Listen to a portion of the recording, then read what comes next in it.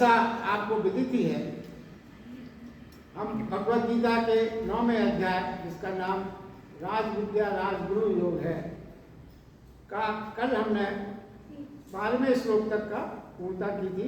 थोड़ा सा पार्ट उसका बचा था जिसकी हम आज चर्चा करेंगे। भगवान ने इस क्रम में अंत में ये बताया था, इस 11वें श्लोक के अंत में, कि मनुष्य अधिकतर व्यर्थ चाह, व्यर्थ कर्म और व्यर्थ ज्ञान में उलझा हुआ है। चाहे व्यर्थ वो है जो नियमानुसार पूरी हो ही नहीं सकती, फिर भी हम उसकी चाह करते हैं। और व्यर्थ कर्म के बारे में बताया गया था, उसकी विवेचन का अर्पण कर चुके हैं। सिर्फ व्यर्थ ज्ञान की चर्चा रह गई थी। तो व्यर्थ ज्ञान क्या है? ज्ञान कैसे व्यर्थ हो सकता है? हमारे दिमाग में तो हमेशा यही रहता है कि अगर ज्ञान है तो व्यर्थ होने का तो कुछ नहीं है। हमारे भगवान कृष्ण ने यहाँ पे ये कहा है, वह ज्ञान जो आपके हृदय को, आपके व्यक्तित्व को रूपांतरित न कर सके, वह ज्ञान व्यर्थ। जो आपके हृदय को, आपके व्यक्तित्व को रूपांतरित न कर सके, वो ज्ञान व्यर्थ माना जाएगा, आपके लिए अनुपयोगी होगा। आपके लिए अनुपयोगी है। ज्ञान में कोई ऐसा नहीं कहा गया कि ज्ञान बेकार है, नहीं, आपके लिए अनुपयोगी होगा। तो जैसे गीता, हनुमान चालीसा टेप की तरह आपने रट दी, सारे श्लोक सब चीज रट दिया आपने, उसको बोल दिया, मगर किसी भी बात को आपने आत्मसात नहीं कर पाया। तो उसका जो प्रभाव आपके ऊपर पड़ना चाहिए था, भगवद गीता हो या हनुमान चालीसा या कोई भी ग्रंथ आप कह सकते हैं, तो अगर आपने आत्मसात नहीं कर किया तो उसका प्रभाव आपके लिए शून्य हो गया, तो वो आपके लिए अनुपयोगी हो गया, आपके लिए व्यर्थ हो गया। गीता व्यर्थ नहीं है, आपके लिए व्यर्थ है, क्योंकि आपने श्लोक याद कर दिए, भाव को कोई आस्वाद नहीं किया, ना भाव के प्रति आपने कोई जिज्ञासा पैदा नहीं की, क्या कहा गया, क्यों कहा गया, क्या इसका तात्पर्य है। ये उनका अर्थ है। और देखिए आज की दुनिया की जो हालत है वो ये है समाज में कि हर कोई ज्ञान बांट रहा है, हर कोई ज्ञानी बन के रहने में बड़ा अहंकार तृप्त होता है। कोई किसी से कम कैसे अपने आप को आके अहंकार में चोट पहुंचती है, अच्छा मुझसे अधिक ज्ञानी आप, मैं भी ज्ञानी। ये है कि ज्ञानी हर कोई बांट रहा है और उसे कोई ले नहीं रहा है, लेता कोई नहीं है ज्ञान, बांटने वाले हैं सब, लेने वाला कोई नहीं है। क्यों नहीं ले रहा है? कि उससे ज्ञानी है, वो क्या करेगा आपके ज्ञान का? उसके पास हाउसफुल है ज्ञान का, कोई जगह नहीं है आपके ज्ञान के लिए। ये आजकल की स्थिति है। फिर भगवान कृष्ण ये कह रहे हैं कि वह जो जीवन में क्रांति ला दे, रूपांतरित कर दे, व्यक्तित्व को बदल जाए, सब कुछ बदल जाए, सब कुछ जानकर भी जो हमें ना बदल सका, सब कुछ जानने के बाद भी यदि जो हमें ना बदल सका, वो है ज्ञान व्यर्थ। इस तरह से व्यर्थ ज्ञान जो भगवान कृष्ण ने कहा, उसका तात्पर्य आपको बताया गया। अब हम अगले श्लोक की तरफ चलते हैं। 13वें और 14वें श्लोक में भगवान ने जो कहा है, इन श्लोकों में भगवान ने उनकी चर्चा की। अभी जो 12वें श्लोक में था वो उन लोगों की चर्चा थी जो मूढ़ है, और अब वो ये चर्चा करते हैं इस श्लोक में मूढ़ नहीं है। अब वो ये कहते हैं, हे पार्थ, देवी प्रगति के आश्रित हुए, देवी प्रगति के आश्रित हुए जो महात्म जन मुझको सब भूतों का सनातन कारण और नाश रहित अक्षर स्वरूप जानकर अनन्य भाव से युक्त हुए निरंतर मुझे स्थिर। अब किनकी चर्चा हो रही? जो बुद्धिमान लोग हैं, मूढ़ नहीं है। तो प्रथम इसमें जो श्लोक में जो इसकी पहली लाइन में पहला शब्द जो आया है वो आया है देवी प्रगति के आश्रित हुआ। तो देवी प्रगति के आश्रित होने का क्या तात्पर्य है? किसको आप मानेंगे कि देवी प्रगति आश्रित हुआ कहेंगे आप? तो देखिए, हम इसके पहले इस बहुत जो महत्वपूर्ण भाव है इसको हम समझते हैं। प्रथम तो यह है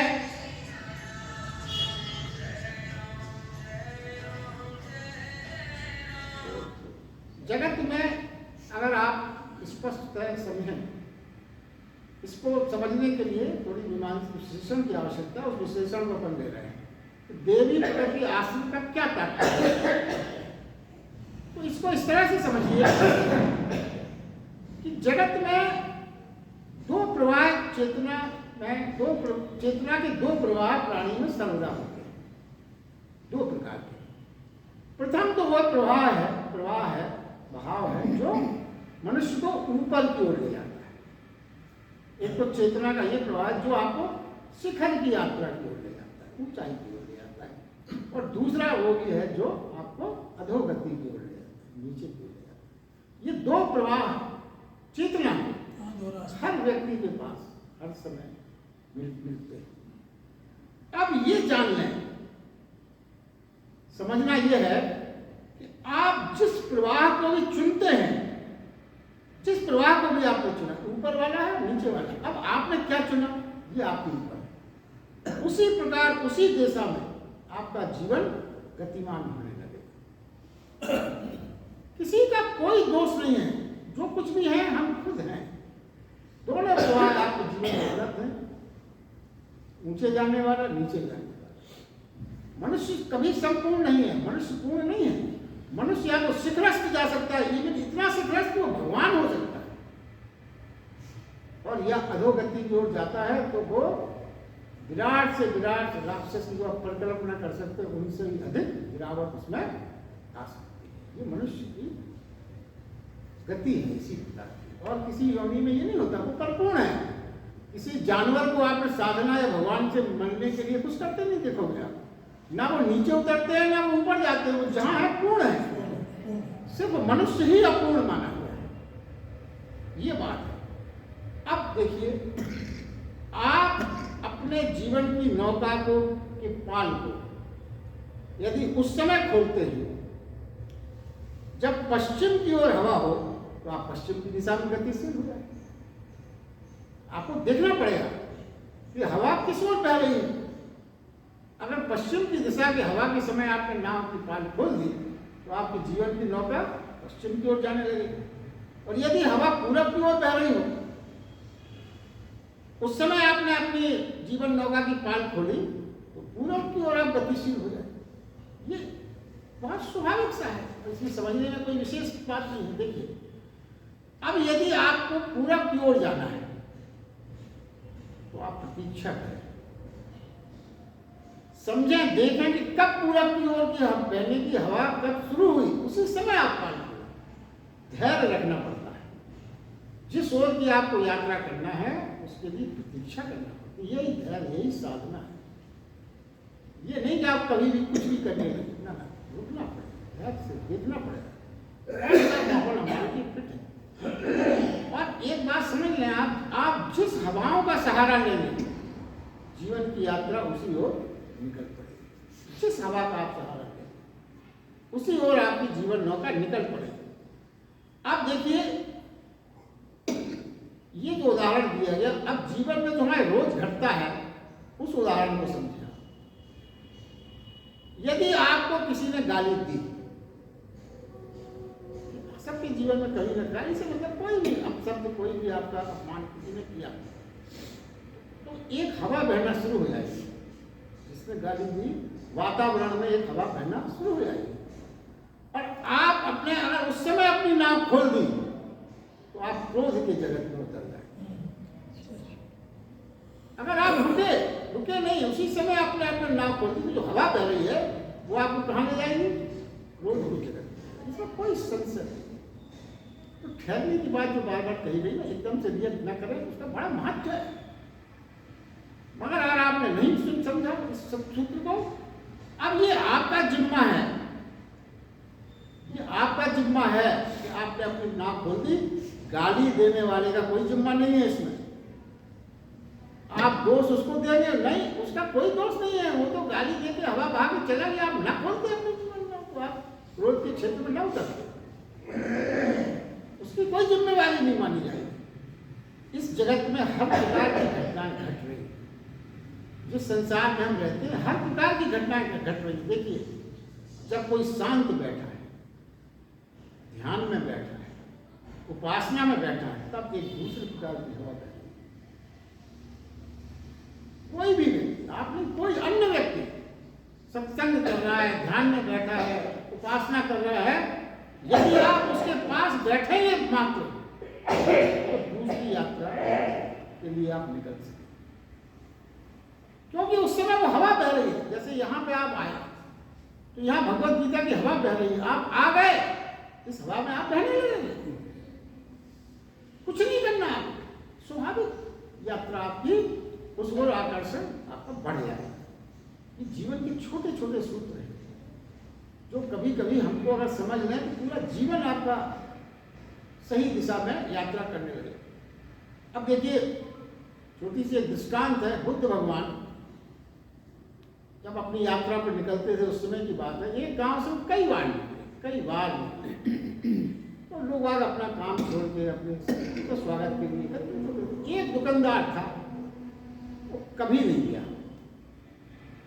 उससे कहा गांव के लोगों ने, भाई तुम भगवान बुद्ध आते ही बड़ा भाग्य अपने गांव का, अक्सर निकलते हो, तुम कभी जाते नहीं। अरे बोले मैं तो भाई बड़ा व्यस्त हूँ, और ग्राहकी लगी रहती है। संयोग की बात, जब वो आते हैं ग्राहकों की भीड़ लगी रहती है हमारी दुकान में, तो मैं ग्राहकी छोड़ के कैसे जाऊं, नहीं जा सकता। अब क्या हुआ, एक व्यक्ति ने आके उसको अपशब्द और गाली देना शुरू कर दिया सामने। जो व्यक्ति भगवान बुद्ध के, उसके उस समय जब गाली दी तब बहुत से ग्राहक खड़े थे, उसने सारे ग्राहकों को छोड़ा और नीचे उतर गया। गाली देने वाले से घंटों से झगड़ा किया। ये मनुष्य, भगवान बुद्ध के आने पर वो ग्राहकों को छोड़ के न जा सका, मगर उसी व्यक्ति ने गाली देने वाले से बदला लेने के लिए, लड़ने के लिए सारे ग्राहकों की जगह छोड़ दी। आप, ये सब इसलिए बताया जा रहा है कि आप अपने जीवन को देखें, परखें, समझें, कहीं आपसे ये भूल तो नहीं हो रही कि सत्संग में और अच्छे प्रवचनों में आपको बुलाया जाए, वहां तो आप व्यस्तता का वास्ता दे दें। अरे समय नहीं मिलता, समय नहीं मिलता। अभी कहाँ से आपने देखा है किसी से आप कुछ कहो, अरे भाई बहुत टाइम, बहुत बिजी है, क्या करें।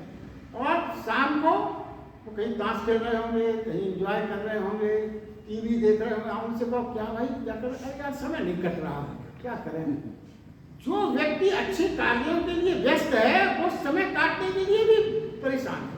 कैसे विरोधाभास है जीवन में, हमारे अधिकांश लोगों के जीवन में ऐसा विरोधाभास है। इसको बदलने का प्रयास करना चाहिए। यही भगवत गीता के संदेश है जो हमको आत्मसात करें। भगवत गीता और मैं तो विशेष रूप से इस बात का ख्याल रखता हूँ कि आपके जीवन में जो घटित हो रहा है वहां उन संदेशों को मैं फिट करके आपको बता सकूं, तो आप अपने जीवन को परखते रहें। अब देखिए एक और दृष्टांत सुनिए आप। एक संत ने अपने जो लिखी है किताब, अपने एक्सपीरियंस की, उसमें उन्होंने उसी से ये घटना मैंने, एक संत लिखते हैं कि मैं अपने प्रवचन और लोगों से मिलने जुलने का कार्यक्रम मेरा शहरों में चलता रहता था, सब प्रवचन टाइम। तो वो एक शहर में मैं गया, काफी अच्छा कार्यक्रम हुआ। रात के 11 बजे जब मैं सोने जा रहा था तो उस जिले के कलेक्टर साहब पधारे। तो कलेक्टर साहब ने कहा कि मैं आपसे कुछ ज्ञान और परमात्मा के बारे में कुछ जानना चाहता हूँ। तो संत बोले कि मैंने उनसे कहा कि यार 11 रात का बज गया है, अब मैं तो आप अगर 5-10 मिनट और ना आते तो मैं तो सो गया होगा, ये कोई प्रॉपर टाइम नहीं। चर्चा कोई ऐसी एकदम से नहीं की जा सकती। आप ऐसा करें सर कि आप सुबह आ जाए 7:30-7 बजे, जब भी आपको।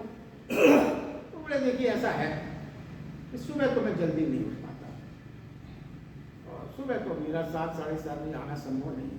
तो उन्होंने कहा फिर 9 बजे आ जाए। तो बोले 9 बजे तो फिर मुझे ऑफिस के लिए 10 बजे पहुंचना पड़ता है, तो उस समय मैं नहाता धोता तैयार होता। फिर ऐसा करें शाम को आ जाए, 5 बजे करीब आ जाए। 5 बजे में कैसे आ सकता हूँ, 4:30-5 बजे मैं ऑफिस से जाता हूँ, थक जाता हूँ दिन भर का, और उसके बाद मैं घर पहुँचता हूँ 5 बजे, तो बड़ा मुश्किल है। तब संत जी बोले, मैंने उनसे ये कहा पहले आप ये तय करें कि आप मुझसे मिलना चाहते हैं, मैं आपसे मिलना चाहता हूँ, ये तय करना है आप। अब वो ये चाहते हैं कलेक्टर साहब कि हवा उनके अनुसार में है, संभव नहीं है। ये एक दृष्टांत भगवान कृष्ण कहते हैं बुद्धिमान वह है जो अपने को देवी प्रकृति के आश्रय कर लेता है। देवी प्रकृति का मतलब जैसा माहौल अच्छा उसको जहां भी मिला वहां को आश्रम पकड़ लेगा, वो इस बात की प्रतीक्षा नहीं करेगा कि मेरे अनुसार करना है। यानी 24 घंटे इस खोज में रहता है कि परमात्मा की ओर कहां हवा बह रही है, मैं उसमें शामिल हो जाऊं। ये बुद्धिमान व्यक्ति के लक्षण होता है। 24 घंटे वो इस खोज में रहता है कि परमात्मा की हवा कहां बह रही है, उसमें मैं शामिल हो जाऊं। क्यों ऐसा? कि वो जानता है, समझता है कि मैं अपने बल से मात्र मैं नहीं पहुंच सकता, अपने बल से नहीं पहुंच सकता। यही तो अहंकार सुनता है। ये तो यहाँ तो हर आदमी इतना बलशाली है कि वो मानते ही नहीं है कि मेरे पास कोई बल की कमी है। मगर जो वास्तव में जिज्ञासु होगा परमात्मा की खोज को, वो ये स्वीकार करता है, हे परमात्मा मेरे बल इतना नहीं है कि मैं आपकी यात्रा को निकल सकूं, पाना तो बहुत दूर की बात है। तो जहां भी मुझे लगेगा कि परमात्मा की ओर की यात्रा बह रही हवा, मैं उस हवा में शामिल हो जाऊंगा। और अपने बल से मैं नहीं पहुंच सकता, शायद उस सत्संग की हवा का सहारा मुझे मिला तो मैं पहुंच सकूं शायद। ये भाव जीवन में रखने का भगवान कृष्ण कहते हैं। अब क्या है, हम अधिकांश हवा खोजते तो हैं, अधिकांश हम हवा की खोज तो करते हैं, मगर कौन सी हवा पर खोजते हैं जो हमें अधोगति की ओर ले जाने वाली। बड़ी आसानी से वो हवा, हर तरफ वही तो हवा बह रही है और हम उसको बड़ी आसानी से खोज लेते हैं। और जीवन फिर अधोगति का मतलब उसको आप नरक ही मान के चले, नरक ही कह सकते हैं, नरक की ओर जाए। बुद्धिमान उसे कहा गया है भगवद गीता में जो जानता है कि नाव कब रोकना है, वो जानता है कि नाव कब खोलना है। ये जो जान लिया अपने जीवन में वही बुद्धिमान है। वो समझ जाता है कि दो आकर्षण हैं और वो खुद तय कर लेता है किस आकर्षण की ओर मुझे जाना है।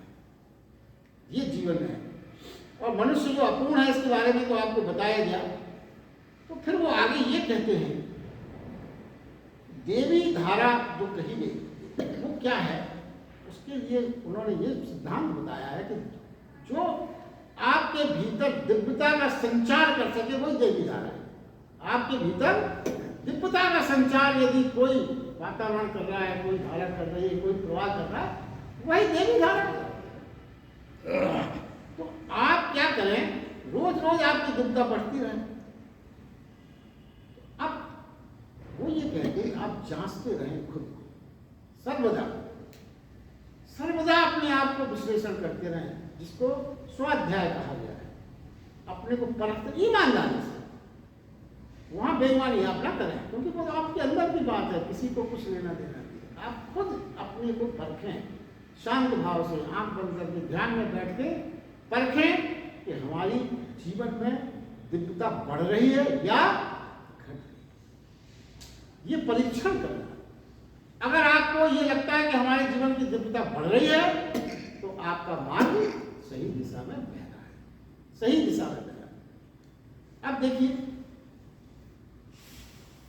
आपके बिल्कुल जीवन से जुड़ा एक छोटा सा दृष्टांत आप सुने, जो हम और आप सब करते हैं, मगर उसके बारे में अपना ध्यान नहीं जाता। क्योंकि बुजुर्ग व्यक्ति जो भी है, हम और आप सब उसमें आ गए, वो हमेशा ये कहता हुआ मिलेगा, बचपन बड़ा निर्दोष था, बड़ी शांति थी, बड़ा आनंद था। आप बताइए, आप में से हर कोई ये कहता है, बचपन बड़ा निर्दोष था, बड़ा शांति जीवन था, बड़ा आनंद था, बचपन गुजर गया, क्या होता। अब जरा सोचें आप, 70, 75, 80 साल आप किस दिशा में बहते रहे, क्या करते रहे? कहना तो ये चाहिए था, होना तो ये चाहिए था कि बचपन बड़ा निर्दोष था और अब मैं महानिर्दोष हो गया। ये कहने की स्थिति होना चाहिए थी हमारा। कहने की स्थिति होना चाहिए थी कि बचपन में शांति थी, मगर अब मैं महाशांति को प्राप्त हो गया। ये कहना चाहिए था कि बचपन में निश्चित रूप से आनंद था, मगर अब मैं परमानंद को प्राप्त हो गया। और यदि आप ऐसा नहीं कह पाते तो फिर आप जीवन की दिव्यता की ओर नहीं बढ़ पाए। आपने पूरा जीवन अपना व्यर्थ कर दिया, यही माना जाएगा। आप खुद सोचें, आपने अपने जीवन भर क्या किया कि बचपन की निर्दोषता, शांति और आनंद उम्र के साथ विलोपित होती गई, बढ़ने की जगह विलोपित हो गई। जो शांति, जो निर्दोषता, जो आनंद बचपन में था, वो उम्र के अनुभव के साथ बढ़ना चाहिए था। आप कहते हो वो जीवन में खो गया। तो क्यों खो गया? क्या आपने विचार आप इसकी ज्यादा डिटेल में हम नहीं जाते, मगर सबको मालूम है कहीं ना कहीं जीवन भर माया के चक्कर में तमाम तरह के विकार जो हमने अपने अंतस में भरे, उन्होंने ही हमारी निर्दोषता खत्म की, उन्हीं ने हमारा आनंद छीना और उन्हीं ने हमारे चित्त की शांति को छीना। इस पर भी अपन को विचार करने की बात है। देखिए, वो ये कहते हैं बुरे से बुरे प्राणी में भी परमात्मा की झलक होती रहो। निश्चित माने बुरे से बुरे प्राणी में भी थोड़ी बहुत परमात्मा की झलक होती है, पर भले से भले आदमी में भी शैतान की थोड़ी सी झलक होती है। ये सच्चाई होती है। आप उसको किस एंगल से देख रहे हैं, आपकी दृष्टि किस तरह की उस पर जा रही है, सब कुछ इस पर निर्भर है। मतलब कहने का तात्पर्य है कि बुरी से बुरी जगह भी आप परमात्मा की झलक पा सकते हैं यदि आपकी मस्तिष्क और दृष्टि। अब छोटी सी एक दृष्टांत लेते हैं। एक पुजारी जी थे, एक मंदिर था, उसमें वो सुबह शाम बढ़िया पूजा पाठ करते थे, और संयोगवश उनके मंदिर के सामने ही एक नर्तकी का घर भी था। शाम को महफिल सजती थी, शहर के बड़े धनी लोग आते थे, नृत्य शुरू हो जाता था। तो शाम की जब वो आरती जहाँ करते थे, तो उस समय उनका बहुत चलता था। अब संयोगवश शांत है, इसलिए संयोगवश कहा गया, दोनों की नृत्य एक साथ होती है, ऊपर पहुँचते हैं। उनका लेखा जोखा के अनुसार कहाँ किसको जाना, क्या करना, किसी ने आदेश सुनाया, पुजारी जी को नर्क और नर्तकी को स्वर्ग। अब पुजारी जी ने कहा, अरे भाई ये भी तो आपके यहाँ भी लगता है पृथ्वी की तरह ऑफिस में भर्रा चल रहा है। अरे मैं जीवन भर पूजा पाठ करता रहा, आपकी फाइल गलत है, दोबारा जांचो इसको। ये तो नाच गाने में रही, इसको आप स्वर्ग और हमको गलत है, जांचिए। बड़ी कॉन्फिडेंस से मैंने कहा, भाई अब पंडित जी कह रहे हैं देख लो। देखा, वहाँ से फिर आदेश आया, नहीं 100% करेक्ट। अब पुजारी जी कारण तो बताओ, क्या हो गया? मैं तो बोले कारण बहुत स्पष्ट। आप जब सायकाल पूजा आरती करते थे तो आपके मन में हमेशा ये भाव आते थे, आनंद वहाँ हो रहा होगा, नाच गाना चल रहा है, सब लोग आनंद ले रहे हैं, मैं यहाँ कहाँ आपकी पूजा में फंसा हुआ हूँ। और दूसरे लोग तो चले जाते, मैं तो जा भी नहीं सकता, क्योंकि कोई क्या कहेगा कि पुजारी जी आ गए आज नाच गाना सुन रहे। ये बड़ा फंस गया। और नर्तकी क्या सोचती थी, हे भगवान, इस जीवन में तो आपने जो जीवन मुझे दिया, वो भजन कीर्तन मंदिर में होती थी, सुनती रहती थी, बोले अगला जीवन मुझे ऐसा देना कि मैं इस मंदिर में बैठ के भजन गाऊं, नाचूं। मेरा जीवन ये तो चला गया, आपकी इच्छा, जैसी तेरी मर्जी, कोई बात नहीं, मैं संतुष्ट हूँ, मगर अगली बार ख्याल रखना तो अब मुझे वहीं मंदिर में मेरा भजन हो, मेरा तो बोले इसके चित्त में हमेशा भगवान बसे रहे, और आपके चित्त में भगवान के सामने होती हुई हमेशा नृत्य बसा रहा, इसलिए आप जाओगे इधर और वो जाएगी। जीवन की सच्चाई आप किस मानसिक अवस्था में अपना जीवन बिता रहे हैं, सब कुछ इसी पर निर्भर करता है। भाव प्रधान है जीवन, और उसका अपन को समझना चाहिए। देखिए, अब आगे भगवान कृष्ण कहते हैं, सब भूतों का सनातन कारण और नाश रहित अक्षर स्वरूप जान अनन्य भाव से युक्त हो, जो निरंतर मुझे भजते हैं।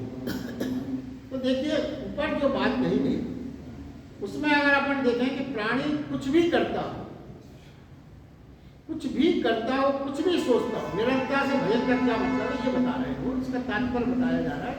प्राणी कुछ भी करता हो, कुछ भी सोचता हो, एक बात निरंतर है कि सब और मैं उसे दिखाई पड़ूं। भगवान ये बता रहे हैं, उसके गुण खुद बता रहे हैं। तो कैसे प्राणियों की चर्चा वो है इसमें, जो कुछ भी करते हो, कुछ भी सोचते हो, कुछ कहीं भी काम करते हो, मगर निरंतर वो मेरी ओर उनका ध्यान रहे और मैं उनको हर जगह स्पष्टतः दिखाई पड़ने की अनुभूति उनको होती है। ऐसा करें। सब में आत्यांतिक कारण की भांति क्यों, सब में ऐसा कौन क्यों कर सकता है वो, क्योंकि सब में आत्यांतिक भाव से मैं छिपा हूं, हर जगह मैं छिपा हूं। सबके भीतर सनातन भूत की तरह मैं अप्रगट हूं। सब स्थितियों में, सब दिशाओं में मेरा भजन उनके चित्त के अनन्य रूप से चलता रहता है। उन प्राणियों की जिसकी हम चर्चा की, वो किस स्थिति में होते हैं, किस मानसिक स्थिति में होते हैं, कि वो कहीं भी हो अनन्य भाव से उनका चिंतन भगवान का चलता रहता है। वे दृढ़ निश्चय वाले भक्तजन निरंतर मेरे नाम और गुणों का कीर्तन करते हुए, मेरे को बार बार नमस्कार करते हुए, सदा मेरे ध्यान से युक्त हुए भक्ति से मुझे उपासते हैं। यहाँ 2-3 बातें समझ लेना बहुत जरूरी है, उसकी अपन चर्चा करते हैं। देखिए, एक है परमात्मा है या नहीं, परमात्मा है या नहीं है, ये महत्वपूर्ण है। आप भक्त हो सकते हैं या नहीं, ये महत्वपूर्ण है। परमात्मा का होना ना होना इतना महत्वपूर्ण नहीं है। महत्वपूर्ण क्या है जीवन में, आप भक्ति इसमें डूब सकते हैं या नहीं डूब सकते। परमात्मा के होने से इतना इसका विश्लेषण किया जाएगा तो आपको और क्लियर हो जाएगी बात। स्पष्ट दिखता है, ये है सूत्र जीवन का कि परमात्मा ना भी हो तो चलेगा, मगर भक्त ना हो सके तो नहीं चलेगा। भक्ति मूल्यवान है, भक्ति मूल्यवान। अब देखिए, समझें, देखिए और बिल्कुल सरल उदाहरण आपके समझ रखता हूं। जैसे समझ लीजिए भगवान एक खूंटी है और भक्त कपड़े में, कल्पना कर। अब खूंटी जो बनाई गई वो कोई खूंटी के लिए तो नहीं बनाई गई होगी। क्यों बनाई गई, कपड़े टांगने के लिए। खूंटी क्यों बनाई आप, कपड़े टांगने के लिए। यदि कपड़े ही ना हो तो खूंटी तो व्यर्थ हो गई। सही, कपड़े ही ना हो तो फिर खूंटी क्या करेगी, क्या यूज है खूंटी का, कोई यूज नहीं। कपड़ा होना जरूरी है। और देखिए, अगर खूंटी ना भी हो, जैसे उसने कहा गया ना, भगवान ना भी हो तो चलेगा, खूंटी ना भी हो तो कपड़े आप दरवाजे पर, खिड़की पर, कील पर टांग सकते हैं। सही, ना हो खूंटी कोई बात नहीं, टांग सकते हैं, मगर कपड़े होना जरूरी है। मगर खूंटी हो और कपड़े ना हो तो फिर क्या टांगेंगे। ये देखिए, असली सवाल भगवान का नहीं है, भक्त का है। भगवान तो निमित्त मात्र है, निमित्त मात्र है। जो ये है कि उसके बिना भक्त होना मुश्किल है हमारा। भगवान की सगुण उपासना या भगवान की कल्पना के बिना हम भक्त नहीं हो पाते, इसलिए जरूरी है, वो निमित्त मात्र है, बाकी उसका कोई रोल नहीं। आप में यदि भक्ति भावना नहीं है तो भगवान के खूब मंदिर में आप बैठे रहें, क्या आप भक्त हो जाएंगे? क्या आप सदाचारी हो जाएंगे? क्या आप बहुत बड़े ज्ञानी हो जाएंगे, बहुत बड़े उपासक हो जाएंगे? कुछ नहीं होगी आपसे। आप दिन रात मंदिर के मूर्तियों के बीच में बैठे रहें, कुछ नहीं होने। तो भगवान है, मगर वो आपके पास भक्ति होना जरूरी है, जब ही उसकी सार्थकता है, वरना कोई मतलब नहीं। भगवान होने ना होने का कोई मतलब नहीं। और यदि भगवान ना भी हो तो भी आप भक्त हो सकते हैं। तो भगवान के बिना चलेगा, भक्ति के बिना नहीं चलेगा। ये जीवन के सूत्र हैं जो आपको पाखंड से बचा सकते हैं। देखिए, परम उपलब्धि के लिए, परम आनंद के लिए भगवान एक साधन है, जिसकी खोज में ही आनंद है। परम आनंद खोजने में आनंद है, साधन है। अब एक बात और समझें, हम कमजोर हैं, निश्चित रूप से हम सब कमजोर हैं। बिना भगवान के हम भक्त नहीं हो सकते, क्योंकि हमें साधन चाहिए। एकदम से हम निराकार की उपासना में अपने आप को नहीं लगा पाते, इसलिए सगुण उपासना की गई। सगुण उपासना, मूर्ति उपासना इसलिए की गई कि आपको धीरे धीरे उसके पीछे छिपे निराकार के भाव का चिंतन में आप जा सकें।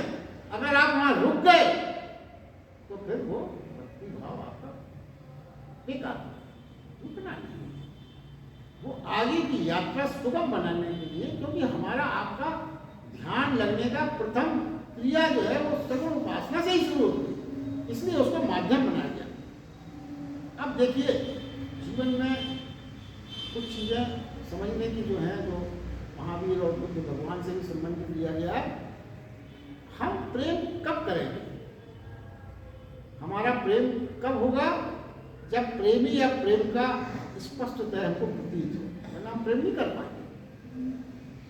हमारा प्रेम जो है तभी संभव है जब प्रेमी और प्रेमिका की भूमिका हमें स्पष्टतः प्रतीत हो, जब ही हम प्रेम कर पाएंगे।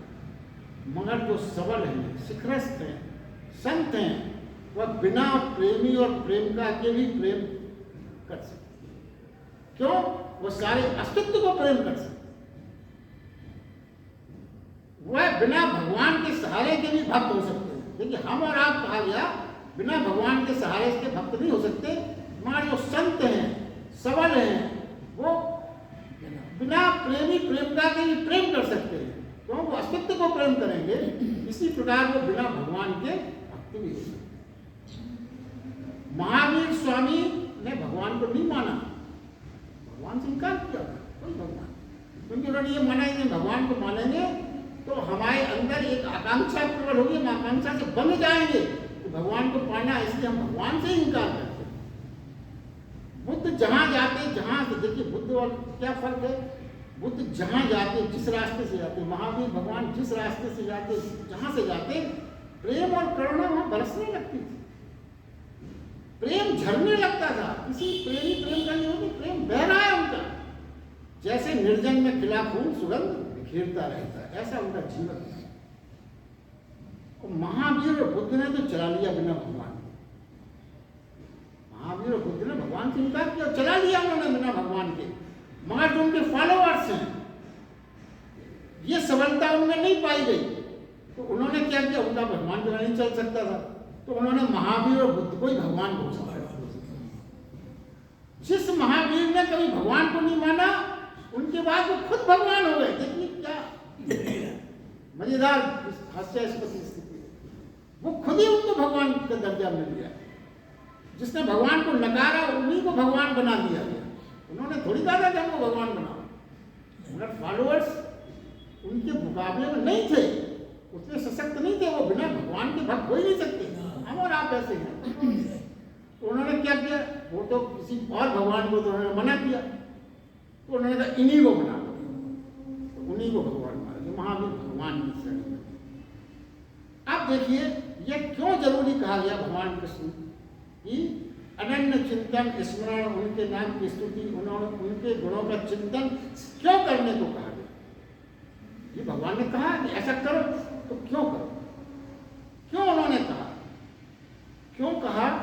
यह भक्ति के हृदय को निर्मित करते हैं। ये भाव जो भगवान ने कहा, अनन्य चिंतन स्मरण, नाम की स्तुति, गुणों का चिंतन करने को इसलिए कहा गया कि वो आपके, वो भक्ति के हृदय को निर्मित करते हैं। हृदय को निर्मित करने से क्या तात्पर्य है, उसको भी समझना पड़ेगा। आप कह सकते हैं हृदय तो हमारा ऑलरेडी है, मगर उसके भाव को निर्मित करने का क्या तात्पर्य है? तो देखिए, इस तरह से समझते हैं, बहुत सरल तरीके से करते हैं। जैसे वृक्ष तो बीज में छिपा है, तो सब जानते हैं। कोई भी बीज है उसमें वृक्ष छिपा हुआ है। अंकुरण के लिए हम उसे जमीन में बो देते हैं, वृक्ष अंकुरित हो जाता है। मगर यदि पानी ना डाला जाए, सूरज की धूप पर्याप्त उसको ना मिले, तो वह वृक्ष प्रकट नहीं हो जाएगा। और यदि मान लीजिए प्रकट हो भी जाए थोड़ा बहुत, यदि माली का सहारा ना मिले, सुरक्षा ना मिले माली की, तो प्रकट होने के बाद भी वो टूट जाएगा। तो जो क्षमता शिखरस्थ होने की बीज में है, बीज में शिखरस्थ होने की, वृक्ष बनने की क्षमता निश्चित रूप से है, पर गौण सहारे उसके पास आसपास खड़े करने पड़ते हैं, फिर ही वो वृक्ष बन पाता है। ये बात तो देखिए, फिर उसकी सुरक्षा, सिंचाई की व्यवस्था, सारी आवश्यकता की बात क्या होता है, वो सबल हो जाता है, सशक्त हो जाता है, वो सूर्य की ऊर्जा को भी संचित कर लेता है वृक्ष। फिर उसे धूप ना मिले तो भी वो अपना काम चला लेता है। फिर आने वाले थपेड़े वृक्ष को कुछ भी नहीं बिगाड़ पाते। फिर उसको इतना बल उसके अंदर आ जाता है, तमाम जो टूटने फूटने का डर था, या कोई उसको जानवर नुकसान कर देना, या गाय कुचल देगी, या कुछ ही, ये सबसे वो बरी हो जाता है, क्यों, वो सबल हो गया। मगर सबलता प्राप्त करने में वो यात्रा उसको करनी पड़ेगी, वो गौण सहारे उसको शुरू में लेना पड़ेगा। यदि वो सहारे उसको न मिले तो फिर वो सबलता प्राप्त नहीं कर सकता, यानी वृक्ष नहीं बन सकता। मनुष्य का जीवन भी ऐसा है। हर मनुष्य में परमात्मा को पाने का प्यास और परमात्मा के पाने का आलम्बन छिपा है। मगर यदि भगवान ने कहा कि इनका सहारा तू नहीं लेगा, निरंतर भक्ति स्मरण, ये सब ये तेरे लिए वो गौण सहारे हैं, जो माली के रूप में, सूरज की गर्मी के रूप में, वृक्ष को, बीज को उदाहरण से बताया गया। ये सहारे अगर तुझे मिलेंगे तो तू परमात्मा की ओर की यात्रा को निकल सकता, ये भाव है। लेकिन प्रारंभ में बीज के प्रारंभ में उसको सुरक्षा चाहिए, बीज के प्रारंभ में सुरक्षा चाहिए, बाद में नहीं चाहिए। तो फिर जाने आप, महावीर जैसे संत ईश्वर के बिना भी चला लेते थे, कोई कठिनाई नहीं थी उन्हें, वो ईश्वर को पाया भी है उन्होंने। लेकिन हम छोटे बीज हैं, हमें हर तरह की व्यवस्था चाहिए,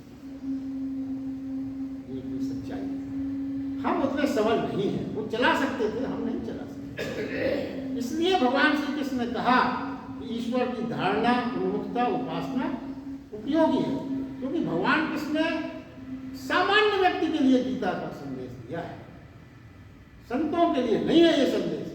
उन्होंने हर उस कमजोर का ध्यान रखा है, इसलिए उन्होंने कमजोर व्यक्ति की चर्चा, उन्होंने अपन को छोटा सा अंकुरित बीज मान के बताया कि नहीं तुम ये करो। उस चक्कर में मत पड़ो ज्ञानियों के, एकदम डायरेक्ट आपको पीएचडी मिल जाएगी और एकदम डायरेक्ट आप सचिन तेंदुलकर बन जाओगे, ना, अभ्यास। और उस अभ्यास में ही ये शब्द आपके निरंतरता, स्मरण, कीर्तन, भजन, प्रभु की तरफ उन्मुखता जब ही हो पाएगी। तो देखिए वो कहते हैं उपासना करो। उपासना क्या है? उपासना करते पास बैठना, शांति करती है। वो कहते हैं कहीं भी हो, कैसे भी हो, अनुभूति बनी रहे कि वह उपस्थित है, बस। उपासना का ये मतलब नहीं है कि आपको ये अनुभूति हो सके, कहीं भी कैसे भी अनुभूति हो सके, उसका स्पर्श आपके मस्तिष्क में ये भाव आए कि हवा भी वही, हवा जो बह रही है वो वही मुझे छू रही है, हवा में भी वो है। सूरज की किरणें अगर हैं तो वही आता है सूरज की किरणों के साथ जागरण देने के लिए। जो पक्षियां जो गीत गा रहे हैं वो भी उसी के स्वर है। वृक्षों की सरसराहट जो हो रही है, सागर में जो लहरें उठ रही है, सब तरंगें उसी की, ये भाव है। तभी आप परमात्मा की उपासना, मतलब उसके पास होने का भाव सर्वदा अपने में बना सकते। हम आप क्या समझते हैं परमात्मा उपासना के मतलब मंदिर में जाके 10 मिनट बैठना, वो हो गई उपासना। ये उपासना नहीं। उपासना तो ये हम जहां बैठे वहीं पे हमको प्रभु का आभास हो, अनुभूति हो, नदी किनारे हो, हवा हो, किरण हो, सूरज हो, फूल हो, पक्षी हो, हर जगह अपन प्रभु के स्पर्श का आनंद मिल सके, आभास मिल सके। ये सच्चाई है जीवन। और देखिए अब यहाँ क्या हालत है जो अपने समाज आज के हम सब लोगों की, अगर हम फ्री हैं या घर में किसी से झगड़ा हो गया है, छुट्टी है, तो उपासना लंबी हो जाती है। तो काम नहीं है तो चलो यहीं बैठे मंदिर, वहाँ छुट्टी है। हाँ, जो बहुत व्यस्त है, समय नहीं है उपासना की, उनके पास समय नहीं है उपासना करने की, सुविधा बहुत है, धन दान खूब है, तो वो फिर खुद उपासना नहीं करते, वो नौकर चाकर रख लेते हैं उपासना करने के लिए, नियुक्ति कर देते हैं, तुम हमारे घर में उपासना करते रहो, साधन जुटा देते हैं, पैसे दे देते हैं उनको। तो ये क्या है, सौदा हो गया। उपासना चल रही है घर में, आप निश्चिंत हैं। अब इसका आप खुद अंदाजा लगाइए क्या व्याख्या की जाएगी, कैसी उपासना है। आपने दूसरों को लगा दिया उपासना। उधार की उपासना उधार से नहीं होती, स्वयं उसके पास बैठना पड़ता है। आपने सर्वेंट नियुक्त कर दिए, पंडित जी आप करो, हर महीने उनको तनख्वाह आपने दे दी, सोच रहे उपासना हो गई। ऐसा नहीं सकता। मुख्य बात यह है समझ, आजकल तो यही हो रहा है। ऐसी उपासना का भगवान कहते हैं कोई मूल्य नहीं। क्यों यही हो रहा है? हर मंदिर में तो परमात्मा के निकट होते हैं। हम क्या है, हमारा भाव हर मंदिर में तो हम परमात्मा के निकट होते हैं, और मंदिर से बाहर जाते ही हम उससे दूर हो जाते हैं। और अगर वह है सब जगह, और यदि नहीं है तो मंदिर में भी नहीं है। या तो वो होगा तो सब जगह होगा, नहीं अगर आपके अंदर भाव है तो नहीं है तो वो मंदिर में भी नहीं होगा। सब व्यर्थ है ये सब बातें। अगर है तो सारी पृथ्वी सारा जगत उसका फिर मंदिर हो गया, अलग से मंदिर की आवश्यकता है। अगर आपने मान लिया कि भगवान सब जगह है तो सारी पृथ्वी सारा जगत ही मंदिर हो गया, सारा जगत मंदिर हो गया। सच्चा साधक ये जान जाता है जहां भी अस्तित्व है वहीं पर है, और उसकी खोज चलती रहती है। जहां भी वो है वहीं पर खोज सकता है, कहीं और विशेष जगह की जाने की जरूरत नहीं है। चाहे वो कहाँ हो, वृक्ष के पास हो, पशु के पास हो, नदी के पास हो, मित्र के पास हो, शत्रु के पास हो, तो भी परमात्मा के समीप हूं, ऐसी अनुभूति उसको होने लगती। सच्चे साधक ये गहन प्रतीत होने लगे तभी ये माना जाएगा कि आप उपासना में व्यर्थ हैं। उपासना बड़ी सरल समझते हैं, ये है सच्ची उपासना। अंदाज रही कितने हम और आप उपासना कर पाते। स्तुति प्रार्थना कीर्तन से जो कहा गया कि निरंतर कीर्तन निरंतर स्तुति करें, तो इसका तात्पर्य क्या है? क्या निरंतर भजन कीर्तन सोचते कैसे होगा? ना ना, भगवान कृष्ण यहाँ ये बता रहे हैं जैसे फूल खिल रहे हैं उसकी कृपा से खिल रहे हैं, ये भाव। उसी की स्तुति करें तो वाह भगवान तुमने फूल खिला दिए, हो गई स्तुति। अगर आपने उस कृत्य को भगवान से जोड़ दिया तो आपने भगवान की स्तुति कर ली। सूरज निकला, प्रकाश हुआ, तो आप धन्यवाद दें, वाह प्रभु तेरे दर्शन, तू निकला, किरणों प्रकाश फैला दिया, हो गई स्तुति। वह कह सके कि मृत्यु भी आपकी कृपा है। क्यों? मृत्यु आपको मुझे जल्दी मिल रही है, बहुत अच्छी बात है, क्योंकि मैं आपसे जल्दी मिल सकूंगा। बड़ी कृपा आपकी। उसमें सहायता कर रही है मृत्यु। किसकी क्या सहायता कर रही है? कि परमात्मा से मिलन जल्दी संभव हो पा रहा है, वो तत्पर खड़ा है मिलन के लिए। श्री कृष्ण कहते हैं ऐसा दृढ़ निश्चय वाला भक्तजन मेरा कीर्तन करते करते बार बार मुझे नमस्कार कर रहा है, ये मैं मान लेता हूं। अलग से मजीरा बजाने वाले को नहीं देखते हो, जो इस भाव में रह रहा है, वो मेरा कीर्तन कर रहा है, मेरा भजन कर रहा है, मैं इसको स्वीकार कर लेता हूं। तात्पर्य यह है कहने का कि सब जगह हर कार्य में प्रत्येक घटना में उसकी अनुभूति और अनुकंपा का हमको अनुभव चाहिए। ये है जीवन जो भगवान कृष्ण का संदेश है। सब जगह हर कार्य में प्रत्येक घटना में, चाहे वो सुखी हो चाहे दुखी हो, उसकी अनुभूति अनुकंपा का हमें अनुभव हो। जीवन में हर घड़ी चुनते रहें जहां से उसकी स्तुति और स्मरण हो सके। हर घड़ी वो आप चुने जहां से आपको उसकी स्तुति हो, स्मरण हो। एक दिन भक्त में ऐसा सघन अनुभव हो जाता है कि द्वार स्पष्ट हो जाता है, जो द्वार भगवान की ओर आपको ले जाता है वो स्पष्टतः आपको समझ में आता है। तो आज के लिए बस इतना ही।